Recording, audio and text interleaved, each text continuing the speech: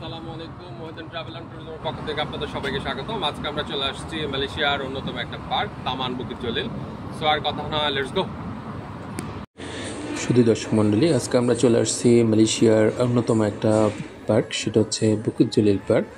এটা মালয়েশিয়ার কুয়ালালামপুর অবস্থিত বুকিত জলিল।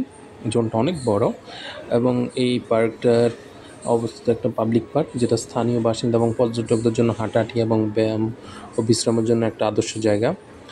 আর এটার পুরো মানে আয়তনটা হচ্ছে কি আপনার ৮০ একর, বিশাল বড় একটা জায়গা। আর এটা প্রতিষ্ঠা হয়েছিল 1998 সালে। এখানে কিছু দিক নির্দেশনা আছে, এগুলো অবশ্যই করবেন না। তামান বুকিত জলিল হিসাবে এটা পরিচিত। এটা কমনওয়েলথ গেমস উপলক্ষে এটা স্থাপন করা হয়েছিল। পরবর্তীতে এটা সবার জন্য উন্মুক্ত করা হয়েছে, টিকিট ফ্রি, কোনো ধরনের টিকিট লাগে না। আর বিভিন্ন দেশের স্টাইল অনুসারে এই মানে বুকিত জলিল, তামান বুকিত জলিল পার্কটা সাজানো হয়েছে। যেমন এক সাইডে আপনার জাপান, চীন, ইরান ইত্যাদির ঐতিহ্যবাহী বাগান, তারপর আপনার এখানে হাঁটার জন্য প্রশস্ত জায়গা, একটা বড় লেক আছে, ছোট ছোট সেতু রয়েছে যেখানে আপনার ছবির মতো সুন্দর করে তৈরি করা, যেগুলো আপনি হাঁটলে মনোমুগ্ধকর ভালো লাগবে। আর পরিবার নিয়ে ঘুরতে গেলে বাচ্চাদের জন্য খেলার ব্যবস্থা রয়েছে প্রচুর, হাঁটার জগিং রাস্তা রয়েছে প্রচুর। একটু পাহাড়ি টাইপের উঁচা নিচু এলাকা আছে, তো অবশ্যই আপনার মেনটেন করে জগিং জুতাগুলো পরে যাবেন, যেটার জন্য আপনার জন্য খুব ভালো হয়। আর বাইরের ব্যায়ামের জন্য যন্ত্রপাতিগুলো এখানে আছে যথেষ্ট পরিমাণ, যেগুলো খুবই ফ্রি। আপনাকে কোনো ধরনের কস্ট অথবা কোনো ধরনের আপনাকে সরঞ্জাম টাকা দিতে হবে না।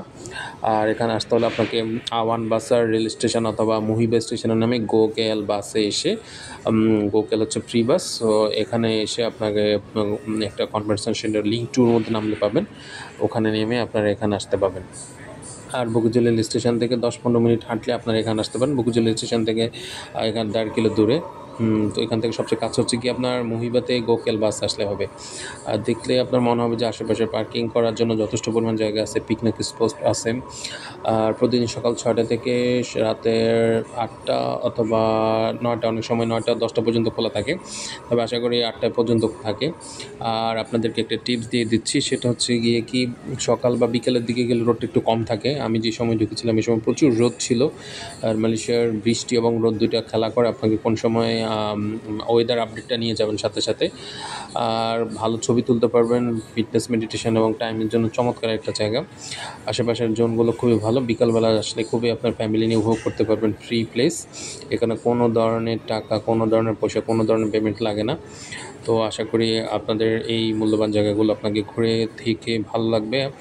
অবশ্যই আপনার ফ্যামিলি, বন্ধুবান্ধবের সাথে নিয়ে আসবেন, কোনো ধরনের টাকা ছাড়া প্লেসগুলো ঘুরতে পারবেন। আজ পর্যন্ত আমার